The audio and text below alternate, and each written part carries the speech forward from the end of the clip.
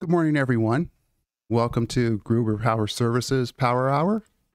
This is our 12th episode, and we are fired up today. Just wanted to hit you guys with where we're at in terms of YouTube subscribers. We are now at 334. When we got up out of these chairs last Friday, we were at 305. So that's plus 29, about 30 more additional subscribers in 6-7 days. That's pretty good. One thing I want to mention before Elvis hits us up here with this raffle thing is the engagement. We still want you guys to engage with us, still provide your perspectives, questions, etc. But the other thing that we want to see too is where you are calling in from, where you are viewing from. We would like to have the city and the state, or just the state, it doesn't matter. So we can kind of like see where our audience is chiming in from. That would be extremely helpful to us. Yeah, last time we had someone from Optium Centurium, someplace like that. We're like, hey, I hope you relocated and came back to Earth. So hey, let us know where you're at. By the way, I didn't introduce myself because we have new viewers every single time. By the way, he's Elvis Venter. And you're Claude Dixon. There it is. There it is, right there. I was waiting. Yeah, there it is, right there. That's how you do it. Missed that one. I was waiting for it. I was like, I was going to introduce both of us. I was going to start rattling off family names, the whole genealogy if we have to. Yeah, so where are we at with this raffle you were talking about? What raffle? The raffle that you were talking about. Oh, okay. Yeah. I was like, I already pulled it. I was like, no. So again, just to, let's get it, any new viewers. So we're trying to hit on September 1st, 500 subscribers. YouTube subscribers. YouTube subscribers. We're trying to get to 500. I know we're going to get there, but now we've set a benchmark in that September 1st.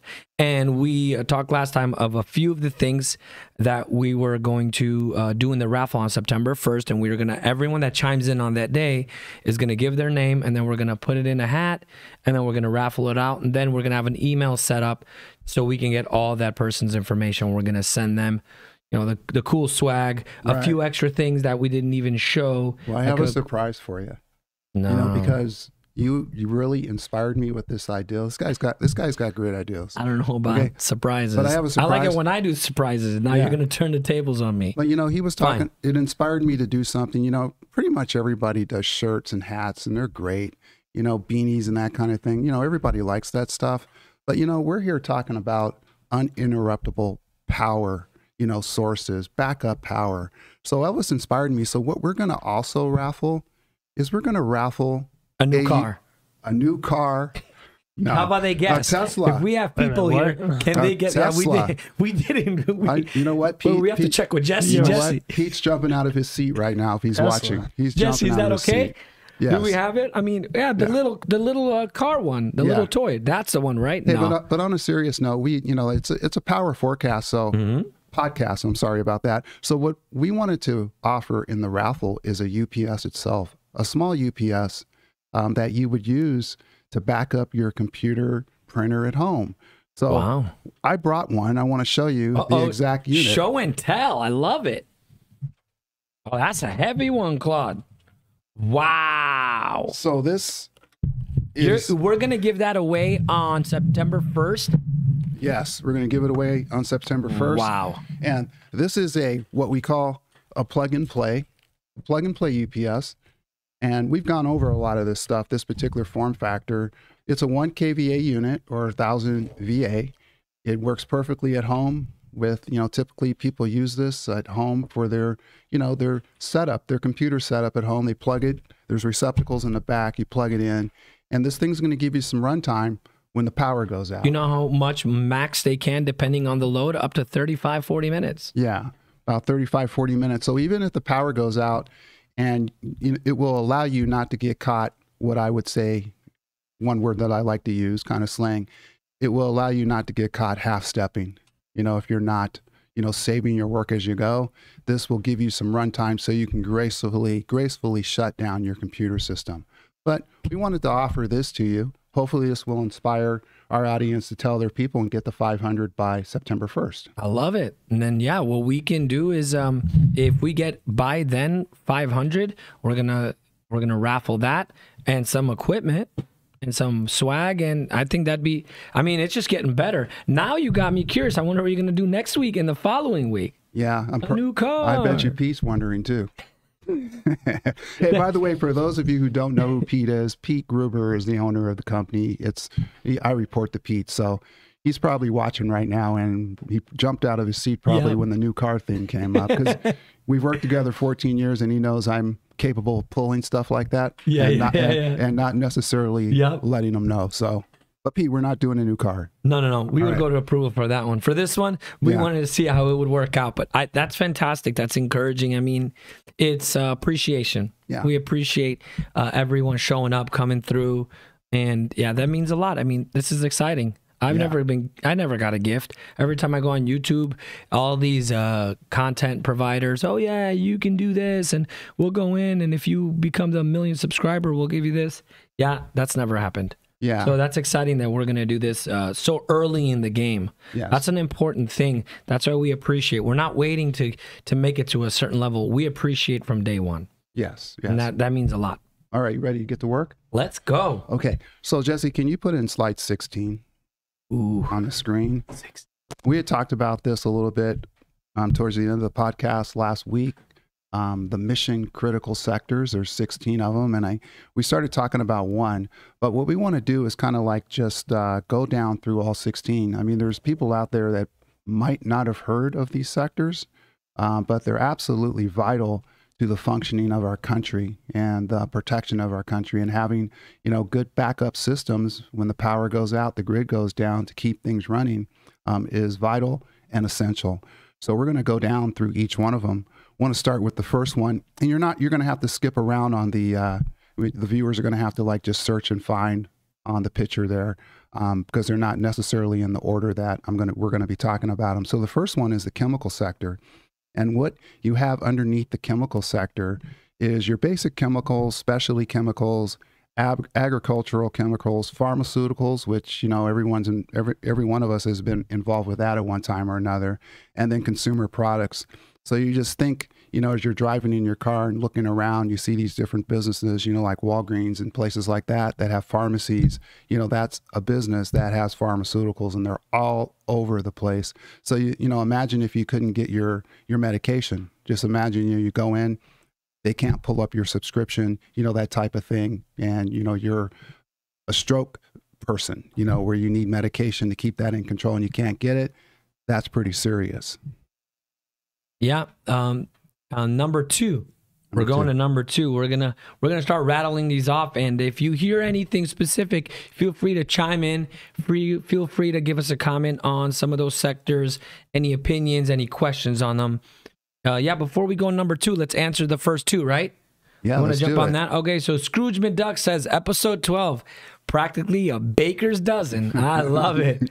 And then IT Manager says cool background image of some stairs. Yeah, and when we get to the Did You Know part of the podcast, which is going to be after Sector 8, we like to energize that in. I'm going to hit on that background, just take a few minutes and hit on that background. It's really cool. It's a real cool place, and give you some statistics in the Did You Know section. And I call that the stairway to heaven. Yeah. That's not what it's called, but that's what I call it. So, and that's darn sure not what people feel like when they get to the summit. That's for sure. No, it's the stairway to struggle. Yes. That's what they want to call it. So, okay, so now we're going to number two, commercial facility sectors. Yeah. And what we're talking about is public assemblies, arenas, aquariums, museums, basically all the places my kids love to go, where we like to go. Arenas, football, basketball, baseball, stadiums, all of those require so much infrastructure. Yes. Millions and millions and millions of dollars. When they build a new one, when they have to upkeep it, like the one, I think the stadium in Dallas, Cowboys, their new one was the first one to ever be over certain billions of dollars, because what they did, the state of the art UPS equipment, generators, data cables, all of that. And what's interesting, you mentioned that stadium, well, the one in the state next over Vegas, Louisiana. Oh, the Superdome. If you remember that Super Bowl, I hit on that last time, where the lights went out. Lights went out. And everybody, you know, there's for the Super Bowl. Yeah, there's thousands of people sitting in their vendors, you know, the players, and they're asking, okay, well, when are the lights going to come back on? They should like come back on immediately, but they didn't. That place was blacked out for about an hour before they figured out how to get this thing back up and running. That's wild. So I'm not surprised to hear that new stadium they built in the next state over probably learned from that experience and made sure they had what they needed. If, one of my customers in the past was Jacksonville Jaguars. That's a cool, that's a great thing to have, great thing to know. Yeah. So those are really important. Arenas, museums, Disneyland. Right. You know, there's other places that people don't think about too. You know, like you just mentioned Disneyland, but also the park system. Oh, you man. know, but people, these national parks that you see, these beautiful places. We take those for granted. Yeah, we do. But you know what? They can close those gates real easy if they don't have power. If it goes out, you know, you don't have power and there's nothing to back it up. Guess what? You know, you're on a road trip, 2-week road trip. And it's like, well, how's there power at a park? The lights. Yeah. The equipment that runs like Anthem, we know Anthem because we live there. That's beautiful with the train, with the water system for the waterfalls and for the lakes, and the irrigation system, the visitor centers, the forest people all that are of there. that, So all of that goes into play. Sports leagues, gaming and casinos, big deal in Vegas and outskirts of Arizona. Right. Man, gaming and casinos is big. Lodging. Probably all of us love to do the staycations. And even here, I do a lot of staycations. And I'm always wondering, when I go into some of their big banquet halls or big areas, I'm like, man, what are you guys using to back up? When I talk to the personnel, to the staff, I'm always just wondering, hey, what do you guys do? Right. And it's like, we have a generator. Oh, we have a UPS. Well, another scary one that's in the commercial facility sector is shopping mall. You know, imagine being in a shopping mall at night, you know, with hundreds or potentially thousands of people and the lights go out. For the kids, that's a blast. For the adults, it's like, oh no, that's a little bit scary. Well, typically what happens is when the lights go out and it's pitch dark, what do people typically do? Run. They panic. Okay, and that's when the chaos begins. You know. So in the commercial facilities, we have the real estate, entertainment, theaters, movie studios, theaters. I mean, we love those spots. You know, we utilize those a lot. Real estate, buildings. This is our day-to-day what we utilize in the infrastructure that we see as a physical component. Do you in your business, do you have any customers in the commercial sector? Yes. Okay. I do. I have a few. I actually have one right now in the LA downtown. And it's an entire structure. We have over here up in Mesa. I have the water tower. Like there's places we have in the commercial. Very important because it's in the utility room. What happens if the lights go out at an office? What happens if the lights go out at a person's apartment or condo? So especially for us in Arizona, because our account managers like to work locally first and then branch out too. So we do a lot of these, and and that's why I do challenge anyone that works in this industry and is on the web and watching the show right now. If you want to just hit us up on the comments and say within these sectors, just name not the customer or any of that. Just say basic chemicals. I have customers in that. I have customers in the lodging. I have a few hotels. Go ahead and rattle those off, and we'd love to know and any experiences you have. Right. We got one right here from Scrooge McDuck again from YouTube. Are the national park? All the national parks have emergency services that need backup. Okay, that's just a statement comment that they're making there. Yep. You're next, Claude. You're next. All right. Number 3 is the communications sector. You know, think of that. You're talking terrestrial. You're talking satellites. You're talking wireless transmission. You're talking voice services. Imagine if that was not backed up and went down. How vital is that? Satellite out. Oh my gosh, that orbits our Earth. Yeah, I mean, just think of this. You know, think of like right now. What's going on right now? Hillary, not Hillary Clinton, not Hillary Clinton. Don't let me. Don't make me stop. Oh no. Okay, no. Well, I'm holding on to my seat. Hurricane Hillary. Okay. We're getting. She's nicer, Hurricane Hillary. Well, Arizona's going to get lashed by this. Wow. So imagine if we didn't have the technology. Okay, blackout. We have the emergency services systems that bring the power back up. It's all good. Imagine if we couldn't see that hurricane coming, you know? Pun intended, we'd be in the dark. Exactly. And how unprepared would we be? Yeah, it's so, we don't know that, and we don't understand it until we go through it, until you're without. Yeah. Well, you've got an example of that going on right now in Hawaii. Oh my. You know, Maui. That's just brutal. That's so sad. It's just what's going on there. Yeah, yeah. Yeah. Number 4, critical manufacturing sectors. Primary metal manufacturing, iron, steel. I have one steel company that I work with, and a glass company too that does glass tempering. What state is the steel company in? Just curious. Arkansas, I believe. Okay. I believe, or Nebraska, one of those two. I know it's in one of those because they have that name within there. And then machineries, manufacturing, the engine, turbine, power transition equipment, electrical equipment, which I have a lot of those. Yeah. The electrical equipment, transportation equipment, manufacturing for the vehicles, the aviation.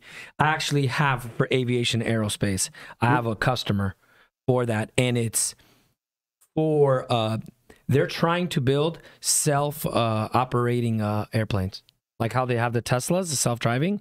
They're trying that, and it's a specific sector within the aviation, and they're trying to do unmanned, smaller planes. It's like a one little small cool one you see in there. You know? Think that's cool?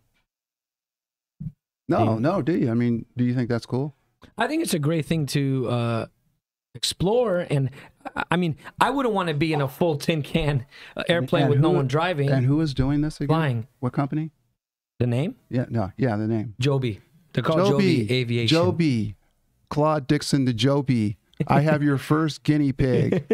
That's going to sit and coach in this unpiloted plane. It's actually not that big. It's a one. It's a one pilot per one pilot, and it's literally that. Okay. Or two, but it's a small, and they're trying to see how far that goes. I have another customer that does the same thing for trucking.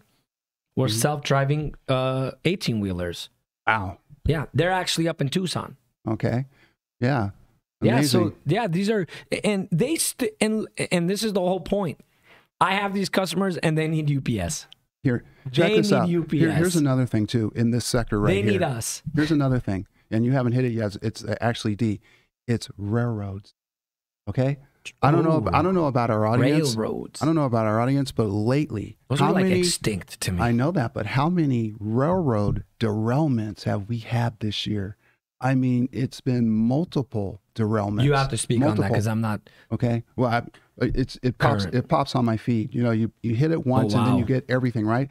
But believe it or not, there's 1,000 in America. There's 1,000 train derailments a year due to lack of maintenance. So when you think about this sector, the critical manufacturing sector, you know, are we keeping up? Or are we simply just not making these parts? That's sad. They don't want to protect Thomas the Train. Right. Tell your kid that Thomas the Train ain't protected. They're not going to be happy about that. Exactly. Take care of them. Okay, number 5 here, the dam sector. There's a lot of dams out there. I want to reach out to the audience. Can anybody guess how many dams there are in the United States of America? And Arizona. I want to see if people know how many are in Arizona. Okay. Do you know how many are in? Because I didn't research that one. Not going to say. Okay. I know how many are in the U.S., so let's see those responses. But the dam sector, imagine if we didn't have backup power for that, you know, what would happen? How catastrophic would it be? Yeah. So it gets back to mission critical sectors. The key word there is critical. Yeah. So, yeah, there are a ton of them. So we're talking not only dams, we're talking locks, levees, dikes, hurricane barriers, and hydropower generation facilities under the dam sector. So we'll go ahead and move on to the next one. All right. The next one is defense industrial base sectors. Ooh. I love these ones because I have a lot. Yeah. The military. Yeah, very important. R&D, research, development, design, production. It's the military, defense and industrial, and I love it. I actually I'm very proud of that I know that we could support, and we're in those spaces for military, and I have a lot, and I'm not going to mention any, but there's a lot. Some in Texas, some in Arizona, some up in Illinois, all over the place. Yeah. So there's many. Well, the cool thing too, just in the first 6 that we've talked about, we're 6 for 6 right now in terms of our company and what sectors we operate in terms of maintenance, providing preventative maintenance, and also selling into, selling to some of these companies.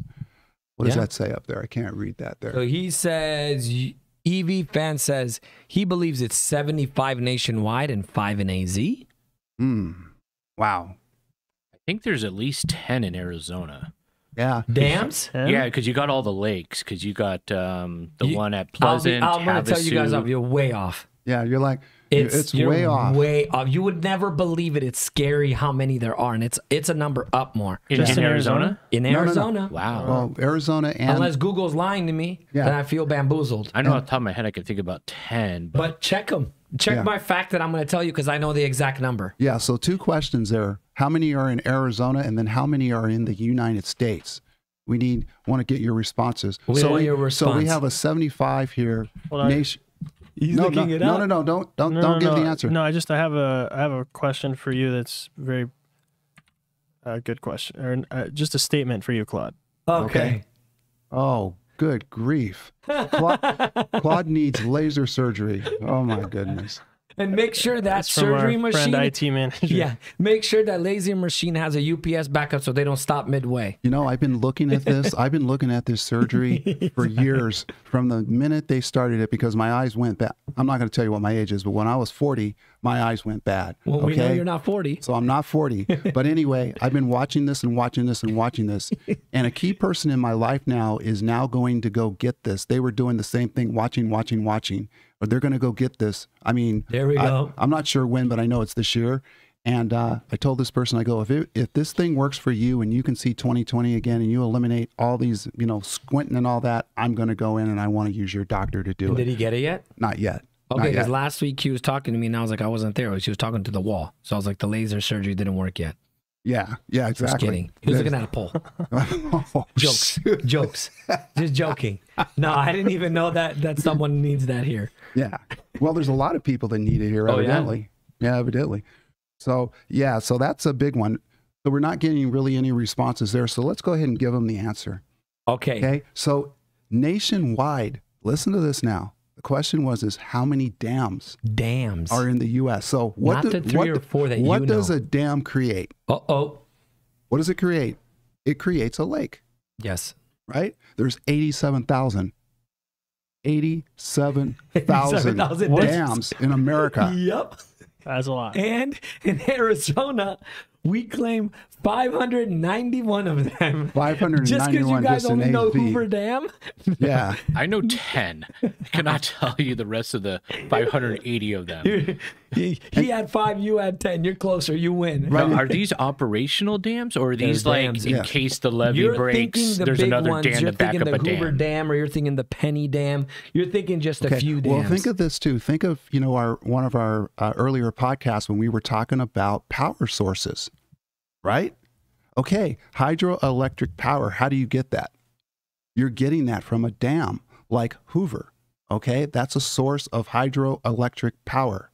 Up there in New York, we talked about Niagara Falls. There's a dam somewhere over there, a large one, that is providing hydroelectric power, okay? So I'm not surprised by that. I'm not surprised with the number of them. But that's, 87,000. How many in Arizona again? 591, and there's about 25 big ones. Okay. 25 to 30, like larger ones like the Davis Dam, the Coolidge Dam, Hoover Dam, Horse Mesa Dam, But Hoover Dam is the largest one, the correct? largest one. And that's probably what Aaron was thinking of, the Theo Roosevelt Dam. There's a few more of those. Yeah. But large ones. But technically, per the definition, there's 591. Technically, there's a dam right down the street off of 35th Avenue in Deer Valley. Yeah. Or 35th Avenue in is it Union Hills, I think? I can't remember. I'm not sure. So wait, the Hoover Dam is the largest in the country or in Arizona? In Arizona. In AZ. Ah. Yeah, I think the largest one is that the one in Cali. The Hemet? I'm not sure. Not sure on that. Okay, so emergency sector. All right. That's number 7. So under that, you have law enforcement, public works, fire and emergency services, and medical services. Medical services. Big one. We got to talk about that one. Okay. So I want to tell you guys a cool story. And it goes hand in hand with what's going on right now in Southern California with Hurricane Hillary. So a few years ago, I had a customer call me, and he's for a hospital. And he said, Elvis, we're preparing for a hurricane coming through the next 3, 4, 5 days in Florida. A very exposed island, only has one bridge going across.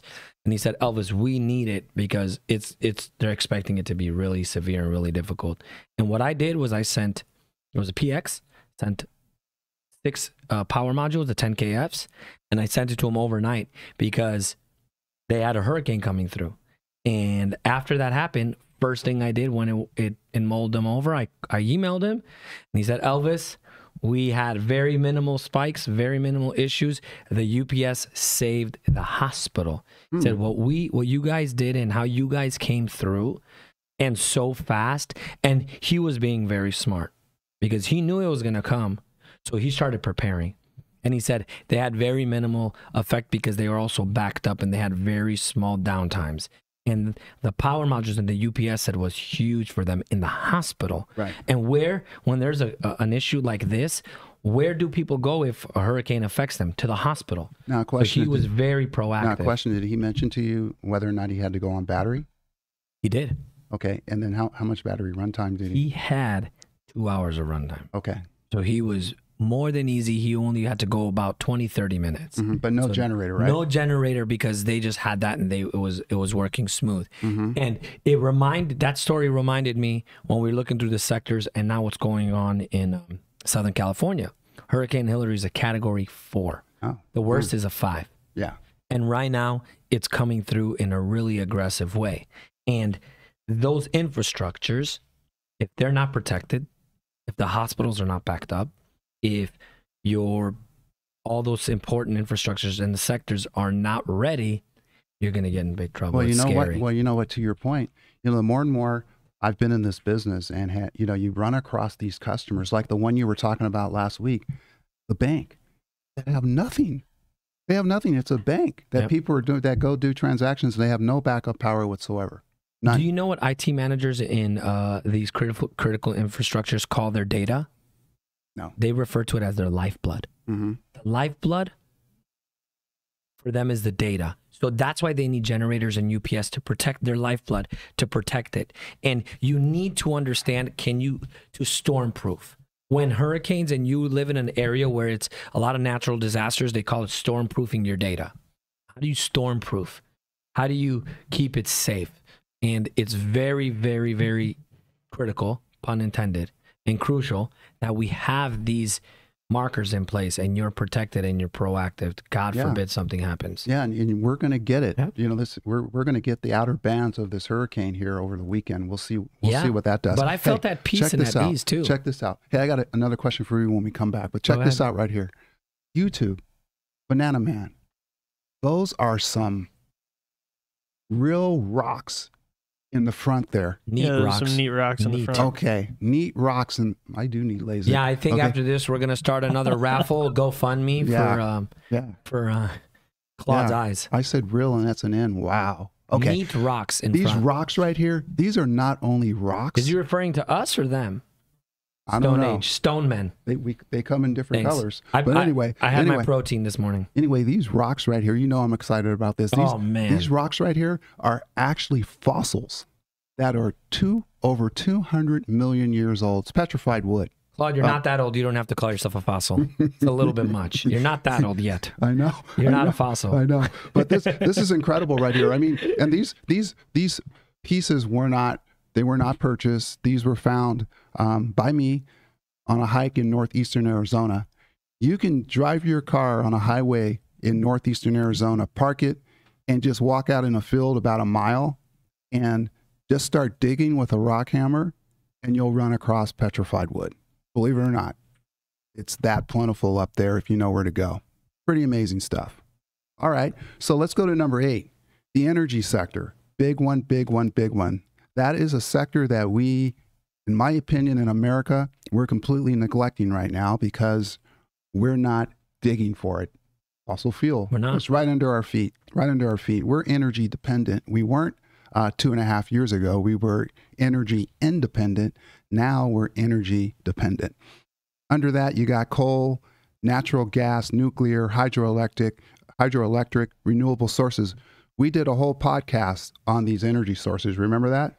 We showed where it comes from, all that, what parts of the world the minerals come from. You showed the chart. Yeah, the whole We 9 went into yards. a science class. Yes.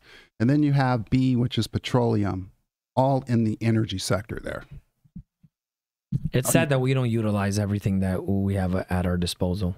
So it's interesting. And I'm also curious, if they did, what would be the impact? What would be some of the great benefits? Because we don't utilize or we don't take advantage of the things that we have. So I mean, wonder. One obvious thing is just a total reduction in fuel. Yeah. Okay. And the gas prices that we see. That's one obvious one. So are you ready? Are you ready? Are you ready?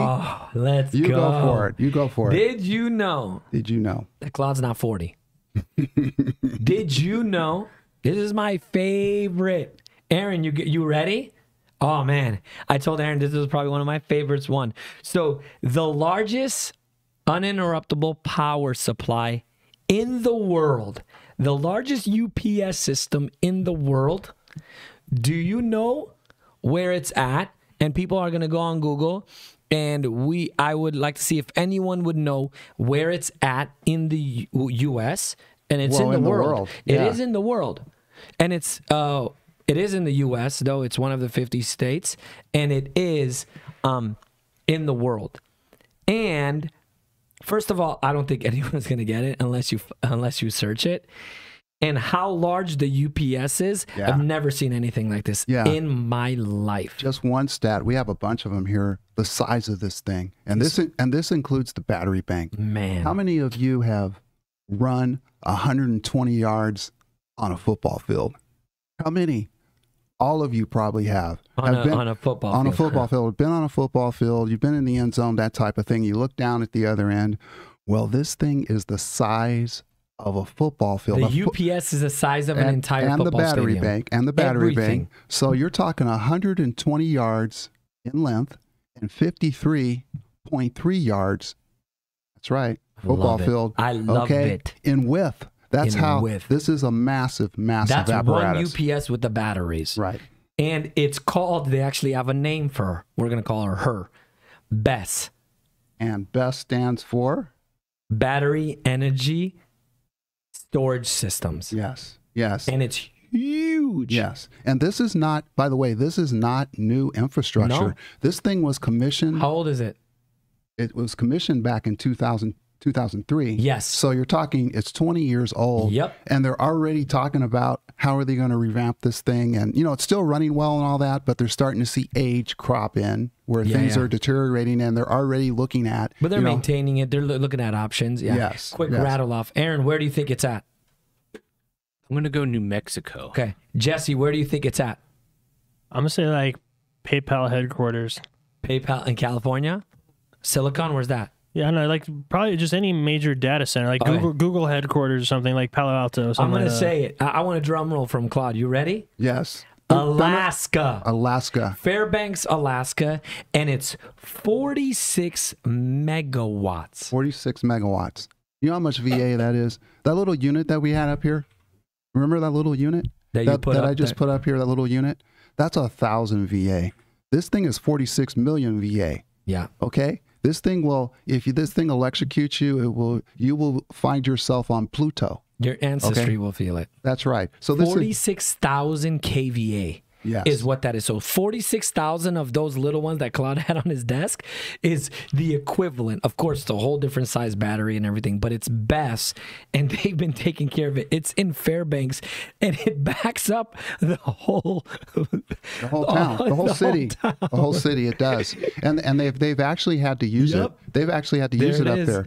Lenny Hodge knows. Yeah, Lenny knows. Largest UPS in a largest state, Alaska. Hey, we have some specs on this. I definitely want you guys to know about the investment. We do. So we're talking back in 2003, how much this thing cost? $35 million. This was a $35 million project. So imagine doing something like this similar today, how much that would be. Okay, major project. And yes, it is backed up by the city's diesel generator. So it's just not the battery system. They run out. We'll talk about the runtime in a minute.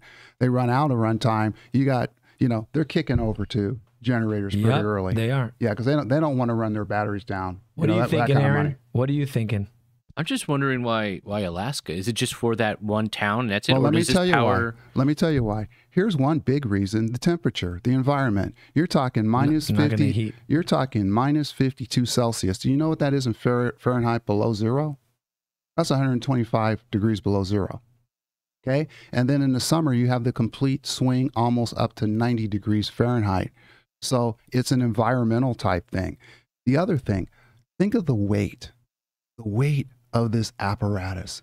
This thing weighs 8 million pounds. He needs to lose some weight. So here's the thing. He needs to Here's go the on a thing. diet. Here's the thing. We can't use our guys to do this. No. Okay? We need about 100 Incredible Hulks. Yep. That's how they put this thing in. They put this in with who watched, the series Incredible Hulk. You All need day. about 100 of those, okay, to install something like this. The 100 of those batteries guys. too. They use forklifts and they use full scissor lifts. Yes. And they don't do it. They use all these things just to replace something or to take care of it or to maintain it. It's huge. Yeah. It's an entire warehouse. 4,000 tons. 4,000 tons. How many batteries?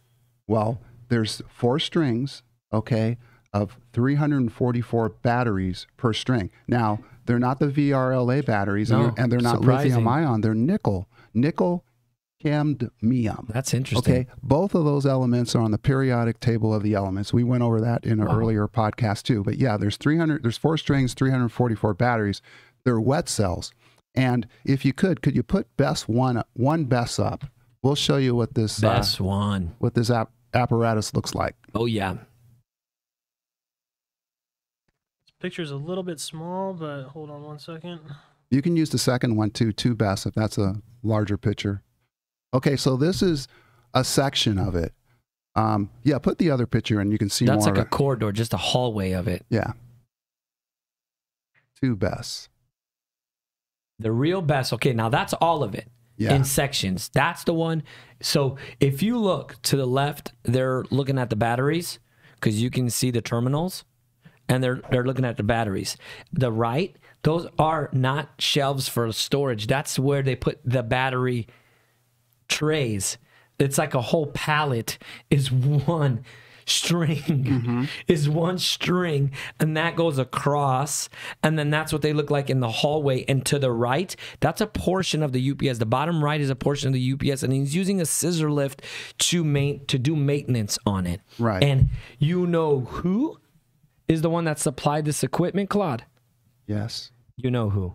A, B. B, B. ABB. ABB. Well, the big dogs, they're the ones that built this for them and they supplied it. And they were the ones that worked with the design. Yeah. Largest UPS in the world. Yeah, and you asked me a question earlier about cells. Yeah. And, cells that they're referencing are inside the batteries. So when you talk about cells, you're talking about the internal component. Exactly. Although you can use that word for a battery too. True. Okay. There's 13,760 cells. You look at that battery Wow. apparatus right there. That's how many they got. And these are wet cells. Keep in mind, yeah, it's nickel cadmium, but it's a wet cell battery. So the maintenance on these things, can you imagine lot of the work. crew and the work that's involved The with this? erosion, they have to be on Yeah. it. They have to And- monitor every battery, the voltage, the Yes. current, the sensors. And I'm glad you mentioned that because they also installed a battery monitoring system. have to. So each one of these batteries has connectors on it that feeds back through software to a computer terminal, and somebody's sitting there Babysitting monitoring it. this. Yep, Yes. all day. Yeah. And the crazy question I'm going to ask: with 13,000 plus batteries, cells, how much runtime do they get with the wet cells they use? Okay, well, here's the thing.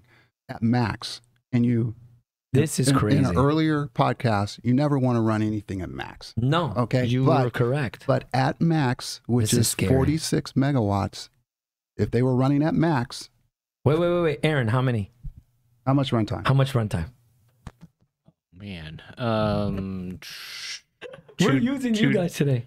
2 days worth. 2 Yeah, days. I would that's say an enough. hour. 48 An hours. hour. That's Claude, it? give it to him. 5 minutes.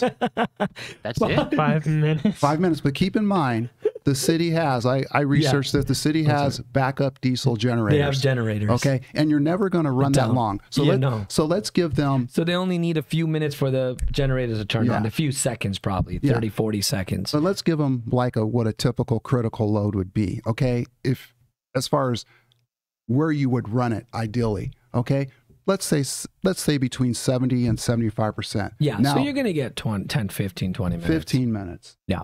Okay, on that, 15 minutes.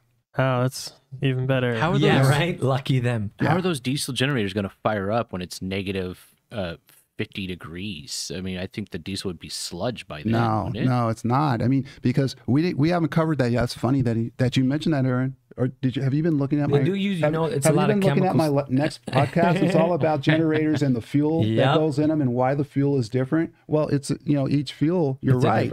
Some fuel can't tolerate and minus can freeze 25. up. Yeah. And some don't. Yeah. And if you have certain chemicals and certain combinations of fuel, you can get away with that. And I know that because my uncle in Wisconsin was below 30 at night. He did the same thing with his diesel vehicles.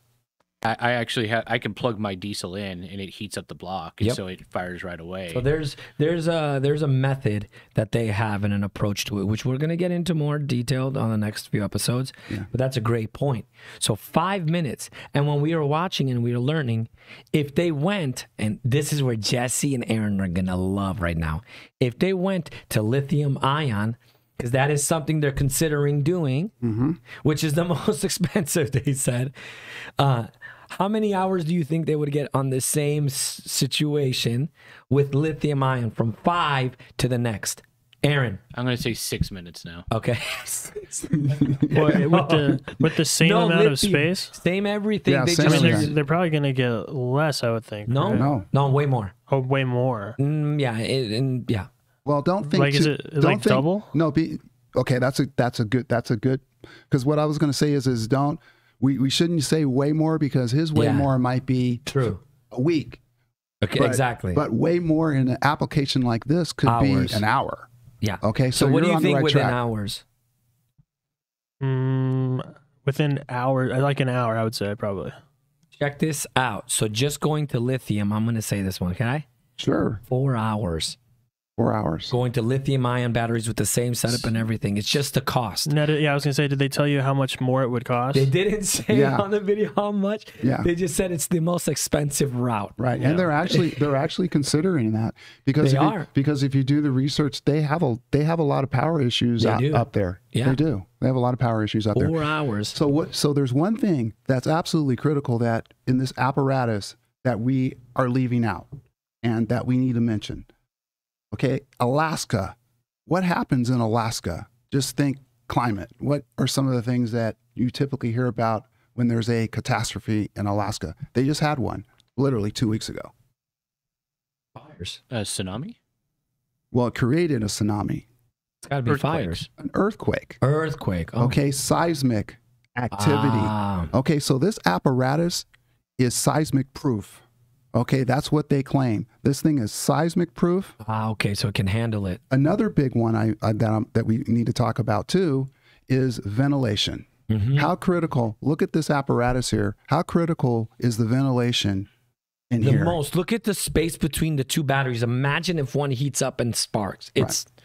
You're a done deal. Yeah. The ventilation, the cooling system, their HVAC, their everything. They've thought of everything. That's why it's, how many millions did you say it cost? 35 million. 35 million. I mean, 20 years ago. They thought about everything, which now it probably doubled or tripled or way more, but they've thought of so many things. So Starseed also asks within the public sector, does the healthcare and public sector require a certain type of UPS? We talked about this, I believe, a few episodes ago. We did. Saying again, it all depends what they're trying to back up. But that's the first one from Starseed, though. Yes. I don't recall. Okay, so it does matter what. Are you talking about the whole infrastructure? Are you talking about units, machines? Well, just in general. X-rays. For a larger one, just in general, it has to be at least 150 kVA, 250 kVA, larger UPS units. You don't want to go, it's got to be a megawatt. For a hospital, you'd want to do something like healthcare and public sectors, the bigger stuff, it has to be 100 kVA, and that's, I wouldn't even consider that, but I'll just say, just to be super safe, 100 kVA and up. But you're looking at 200, 300 kVA units, because I just did a 500 kVA for a university. And that was for the entire place. So same concept. At Grand Canyon University, they have in sections too, they have 100K, they have 150K. The Amex campus, they have a 250 kVA. Well, our big one down there in Tucson Medical Center. Yeah. There's 7 units running that. There's And 7 at 80, 100? Yeah, in that range, 80 to 150. So it could, I would say, to be safe, 100 kVA or more. And that's just within those sectors. Next, do you know, Claude, Yes. what the most common failures are in a UPS? What's the number one failure in a UPS? Battery. Why they fail the most? Batteries. They actually said it's not parts, it's not electrical components. It said the number one failure is batteries for your UPS. Right now, we're working on an issue. I'm not going to name the customer. Okay, where we walked in, the batteries were doing, the customer was doing his own maintenance. Okay, the field engineer walks in, and let me give you the UPS. It's a Symetra, so they're modular battery modules, and half of them were pulled out of the machine. Even within a string, you have a string of 4, right? 2 of the modules were pulled out, 2 of them were inserted. So the engineer had a stroke when he saw that, probably. Yes. So, but long story short, the customer's saying, hey, you know what? It's a new customer. Yeah. I mean, the contact is new. It's not the old one. He says, hey, I can't manage this. The first thing I asked the field engineer was, what's the date code on those batteries? Yep. You know what he said? He said 2016, 17, and 18. Yeah. And there's four of these Symetras there, all in the same condition. 5 to 7 years old. Yeah. 5 to 8 So, years. That's ridiculous. I mean, you're pretty Scary. much, yeah, it is. Very scary. I have a customer too now. He's like, hey, we're going to wait on it. A hotel. Oh, we have 3 years on the batteries. I was like, well, you're 3 years ready to go. You're due. Like any day now, you're playing with death. You're risking. I mean, you must be a daredevil if you have batteries after 3 years. You just don't. And people don't understand. It's not, oh, well, I got to change after 3 years. No, now you've left yourself exposed and open to erosion, fires, something exploding, something going wrong. One trip on a battery can really mess up the whole thing. Well, so you're risking yourself. Well, the other thing too is the reduction in runtime. Yes, how many times have you heard that where the customer said these 2 words? I thought. Yeah. I thought I had 1 hour. How's it only 20? How old are your batteries? 4 years. I'm like, yeah. Yeah. If you don't need after 4 years, you're dead. Yeah. The battery maintenance, and we do that. We have service contracts that provide that. Is essential. It is, and when I say battery maintenance, it's not like there's a guy in there with wrenches. No, we're talking about the testing and the environmental management of the batteries.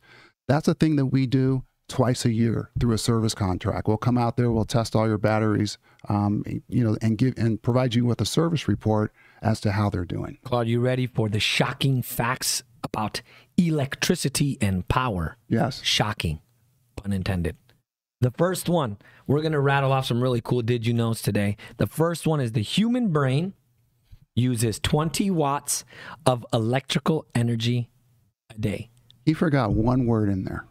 Okay. Typical. That is the typical human brain. Because I've seen folks in my life running around operating on 3 watts. Okay. And then I've seen folks in my life running around operating on 100 watts. Let me say this. On the weekdays, I probably run at 20. And on the weekends, I'm at 10 because I'm ready to relax and not do so much. But that's pretty amazing, isn't it? So 20. if the typical brain is 20 watts, what if it's 50? Does that mean you're smarter? Or are you just using more your brain capacity, or you're just... What does that mean? It could be work hard and not smart, or work smart or not hard. I don't know. It could be one or the other. But it says that's what the typical human does that per day, 20 watts of electrical energy. That's a pretty cool thing. It is because we work in watts, we work in amps, we work in volts. So for us, it's like, oh, wow. So how many volts are we using if we convert it into watts? Exactly. So it's really cool to know how much energy we produce and how much we actually need. Yeah. I think most folks don't think of it in that light, though. Never. No, I wouldn't. Yeah. But when I read that, I was like, that's a really cool one. The next one, go ahead. Okay, a typical light bulb consumes 100 watts of electricity in 1 hour. A typical light bulb. So if you're not in the room, Turn it off. turn it off. I Turn say it it to off. my kids all day. All day. Gee. All day I tell them, guys, turn off the lights in the room. You're not even in there. Or get something that will turn it off for you. Yeah, exactly. Now, when lightning strikes, it releases as much energy in just 10 seconds as would be released by detonating 50 tons. 500 tons. 500 tons, sorry. 500 tons of TNT.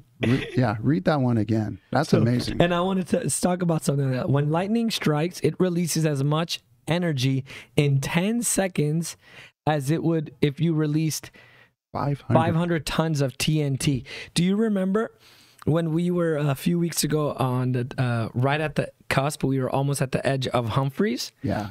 And there was this 11-year-old kid, and he was like, we were there, and it started raining, and we saw the thunder and the lightning. We heard the thunder and saw the lightning, and the lightning cracked like the whole sky open. And the kid, and everyone was like, we were at that saddle, and we were debating, are we going to go up? Are we not? What do we do? It's really sketchy.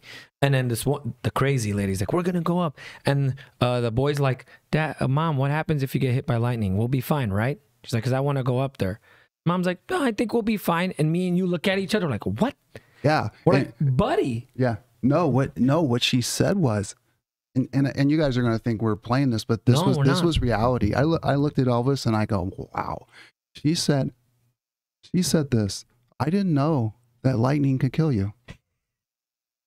I'm like, I mean, yeah. I was speechless. You I was go up there, you speechless. get hit by lightning, you're gonna be back at ground zero. Right. You have to re-hike that all over again if you can even move. And you know what happened? She went up that last ridge anyway. We did it. She went up that last The ridge last anyway. few hundred feet, we're like, yeah, we're not gonna play with God's creation. Because I mean, I've never heard or felt lightning and thunder like that in my life because we were so close to it in Flagstaff, and we're 12,000 feet up. Yeah. So you feel it. The wind is gonna take you off. Yeah, and remember the few people that were coming back down? Yeah. Remember what they said? They said that the lightning bolt hit so close, it was like 100 yards from them, a football field from them, and the hair on their heads They said stood up straight. They felt everything. Yeah, it stood They up straight. felt everything go through them. That's power, isn't it? That's power. very powerful. Next one, Claude. This is a cool one, too. There are over 300 different types of batteries. 300 different types of batteries with distinct properties. I didn't know that. Yeah, me neither. And I'm in the battery business. I didn't know there were over 300 I thought it was the types. three we were talking about. Yeah. I knew there was a few, but I did not know it was 300. Yeah, I wonder how many of our audience members here knew that are in the business, that there's over 300 different types. Now, I don't know what they're all used for and all that. I didn't do that research, but that's an astounding number, isn't it? That's very powerful. Yeah. An average person exhales 40 pounds worth of carbon dioxide every year. That's equal to approximately 30 gallons of gasoline a year. Of how much we exhale of carbon dioxide, sorry. And that's 30 gallons of, so probably 2 full tanks, depending what vehicle you have, a year is how much we exhale. That's very fascinating. Wow. Yep. Here's another fascinating one. We have 7 of these. This is number 6. Your heart generates enough energy to run a flashlight when beating at rest. Let me read that again. Your heart generates enough energy to run a flashlight when beating at rest. That's man. Were you guys aware of that? I mean, that's like amazing too. That's a lot. Yeah. I did not expect that. Yeah, I mean, just at rest. That means you're not doing anything. When You're you're just not sitting doing on the anything, couch. it can start a flashlight up. So me and Claude can power all the lights on here in your studio. You guys are welcome. Yeah. That's how powerful. Yeah, it's fascinating. And then number 7, this is the last one that's going to take the cake for today. Most household appliances use very little energy compared to lighting, heating, cooling, cooking, washing clothes, driving cars. So our household is on the back end and on the lower side of consuming and consumption compared to the other things in there. You know, that's interesting. I want to get your perspective on this. Okay. Appliances, the household appliances. Yeah. You know, I have a Tesla, right? Sometimes I'll plug it into just the normal wall receptacle. You know, and one of the and at about, let's say, 10 miles left. Okay. A lot of questions that I get on the car is, did your electric bill go up? Did it go up? Did it? No. Not at all. No fluctuation whatsoever. Wow. And I've had that thing plugged in sometimes, you know, because I have a 12-amp charger. And overnight. Yeah, well, the whole weekend it takes to get the 202. I've noticed no fluctuation. So Are you paying the bills though? Oh yeah, I'm paying the bills, but I'm just saying, you know, it's that's fascinating. I mean, I would consider that a pretty large. Man, I'll be honest, I didn't know. I expected it to go up. To me, the logic that I was using, I was like, it has to go up, right? That's fascinating because we don't use it a lot. Yeah, because it's not like I'm sitting there unplugging things when I plug the car in to offset it. I'm not doing that. We don't use a lot. Yeah. So that's great to know. All right. All right. Let's jump back in. Let's jump back in. Number 9. Number 9. That's you. So we're back on the mission critical sectors again. There's 16 of them. We did the Did You Know after 8. So we're back on 9 now. So the financial services sector is number 9. So we're talking all the banks, the banking industry, anything that's providing financial. We talked about it last week, my banks. Yeah. Credit unions, those type of things. Let me go ahead and do number 10 as well. Please. Okay. The food and agriculture sector, we have a few accounts actually that are farms. And farms, technically on a farm, you shouldn't have an APC Symmetra, but they do. They use that technology to run their farm. It's out there. The maintenance changes from every twice a year to quarterly, especially with the batteries, because oftentimes the room is not air conditioned, so you have to go out there and service it more. Wow. The big issue is the buildup in the filtering system. That's just not good for electronic components. So we're out there cleaning it. We're out there changing filters. We're out there double checking the batteries to make sure that they have their proper runtime. And you also have restaurants and, food processing plants. Check out the restaurants. So I want to tell you a cool story. A few years ago, we had reservations at my favorite Mexican restaurant in Scottsdale, in Arizona. And we're driving there, and it was a reservation and starts getting, stormy up in Arizona. And I get a call saying, hey, sorry, we're not going to be serving. We're canceling reservations. I said, why? He's like, oh, our lights went out, everything at the restaurant. And I was like, and it's my favorite restaurant, Mexican. It's called Sol. It's a really high-end, good Mexican joint. SOL. Okay. Sol Cocina. And I was like, first thing, my wife's in the car with my kids. I said, don't you guys have a UPS or a generator? And they're like, no. And I said, I'm like, I think you guys need one. I sell them. So I'm like going there. I want to go eat. And they're like, sorry, we can't accommodate you. And I was like, well, can we avoid this next time? They're like, how? I'm like, buy a UPS from me and just do that. And they're like, no, we don't. We just rent out the space. I said, okay, I'll talk to the management group. But I was like, you guys are a restaurant. They didn't have a UPS. And my mind, I told them, I said, so what's going on with your fridge?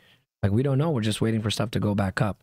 Crazy thing, right, Aaron? Yeah. And what were you thinking, Aaron? That restaurant's small, right? No, it's medium size. Medium size, but still, though, you're talking one unit here. Okay, you're not talking about exactly. 35 million. And I mean, it's a high-end, very popular restaurant. Aaron? Yeah, same thing happened to my favorite pizza place down at off of Grand Avenue. The guy closed up on Sunday. They had Monday off, came in Tuesday. The power was out, I guess, all day Monday, and they ruined about $7,000 worth of ingredients. He couldn't use them anymore. He had to throw them all away. I mean, $7,000. You know what I said to the restaurant? I said, so you guys are giving me free food? Yeah. Don't throw it away. Mom will get mad if it's not spoiled yet. And I was like, what are you guys doing with it? And I literally went straight into the, not sales mode, but I went into the logical mode. Like, you guys are a food and agriculture sector. Like, you guys don't have backups for this? Well, the other thing, too, is it's just not that. That's critical, but it's the sales that they lose. It's critical to me. I was starving. It's the revenue. Exactly. You probably didn't eat that day. My stomach was pissed. Yeah. I was like, you're going to do this to me? I was like, I guess we're going to McDonald's. Yeah. They must have. I called every place. I said, if you guys have a UPS backup, I'm coming there. and eating. Yeah. Like, yeah, for me it was. My kids weren't happy. Yeah, but just think of the other customers that were turned away, the revenue loss, you know, and you think about what it was. and you think about investment. Most people don't want to think that way. Revenue. They don't want to spend that money up front to prevent that. It's a business. When you're going to end up paying for it anyway through downtime. Because they were cutting corners. Yes. And instead of cutting corners, they should have cut my quesadilla. Exactly. They couldn't. Exactly. And it's like, it's such a little thing, but it's a business thing. It's like, okay, you just lost all this business for something that you could have prevented and you wouldn't have no issues. Right. And there's a solution for it, is the whole point. Right. Let me hit on sector number 11. Let's go. Now, this is a sector that I'm sure some of you in your experiences with courthouses and things like that could care less if it went down. Okay? I'm in that boat. Okay? I'm telling you right now. Okay? But our customers, we're taking care of our customers. But I'm just talking in a general sense. When I'm out of here, it's like I pass by the courthouse. It's like, oh, you know what? You can go down as much as you want to. But you anyway. can care less, and my kids could care less because they hope their school goes down so they can go home early. Exactly. So my kids and you are on the same page. Like, I hope they don't have any backup. Right. So the government, you got courthouses, you have embassies, laboratories, K through 12, school, colleges, universities, trade schools, national monuments, and historic location parks all fall under government facilities sector. Oh, yeah. Yeah. Number 12, healthcare and public health sector, terrorism outbreaks, and infectious diseases. And that's what Starseed was referring to. Yeah. The public sector and the health sector, what kind of UPSs. And for something of that scale, you got to go 100 and up. Right. And here's my other thing, 80 kVA and 100 kVA is not that big of a stretch. So you want to start at 100 for something of that size and magnitude. Yeah. Yeah. Hey, let's, are we missing any questions, you guys? Anything up there that we just missed?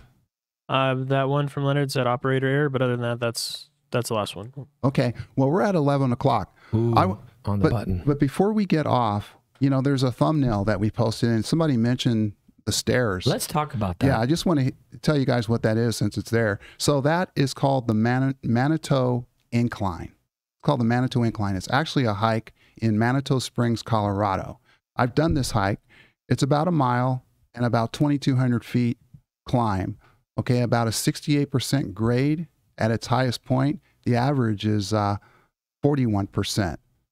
Okay, I did this in about 50 minutes, 50 to 55 minutes. The fastest person has done this in 24 minutes. Wow. It's 2,744 stairs. And what's it called again? The Manitou Incline. And the people that don't want to do it, they call it the Manitou. Well, here's the thing. All the way up this incline, there's benches along the way where you can sit and rest. So or it's not, pass out. Or pass out. But there's also, bell trails. So on each side of it. Wow. So if you go up halfway and you've had enough, you intersect a couple trails and you can get off and then go back down. So it's not like once you're up there, you have to finish or walk back down and get in people's way. They call them bell trails, but this is exit ramp. Yeah. If you're in Colorado, down around the Colorado Springs area, it's a magnificent thing to do. Just take your time, even if it takes you 5 hours. The views are astounding once you get up top. It's about 8,500 feet at the top. 85, that's beautiful. Yeah, so the air's thinner there, the air too. is thin, definitely. And in Colorado, so it must have been, in the words of Claude, epic. Yeah, it was epic. Yeah. Hey, but before we go, remember the raffle? Remember what our goal is? We're trying to get the 500 by when? By September 1st. By September 1st. That's what we want to get to. Now we're going to do our raffle. We're going to go big. We're doing all these things. You never know. Hey, maybe we might add a few more things. Real but quick, we need to be at 500. Yes, sir. We have one more. IT manager asks, what is the next podcast going to feature? What's your next episode? A little teaser. Well, we did this huge battery job at the Deck Park Tunnel out in Superior, and we took a lot of footage. We actually did videos. We had a drone out there that took some really, really good footage of this job we were working on. And our lead field engineer basically coordinated it with with Richard, one of our production people here, and we had a few other employees out there too helping out. So we're actually going to bring Eric on, our senior field engineer, next week for about 15 minutes. Exciting. And we're going to have images and photos and show you guys some of the work that we do. By the way, by the way, we had to shut down half the highway in order to do this job. That was part of it. Okay, it was planned in advance, all that kind of thing. But it's going to be a really neat episode. We'll have the lead field engineer here for about 15 minutes to walk us through some things. So we encourage you to come back. And they're going to finally get to see what we've been talking about Right. put into motion, and you get a great glimpse and an idea. So that's exciting. Next week, we're going to talk about that. We'll probably go back into the UPS and generator harmonization. Exactly. Because that's something really important. And, you know, tune in and you're going to see a lot of extra exciting things. And like I said, we might be adding a few more things to the raffle, more gifts, but we got to get to 500 by September 1st or before. Right. All right, you guys. It was a pleasure, and we will see you next week. Have a great day.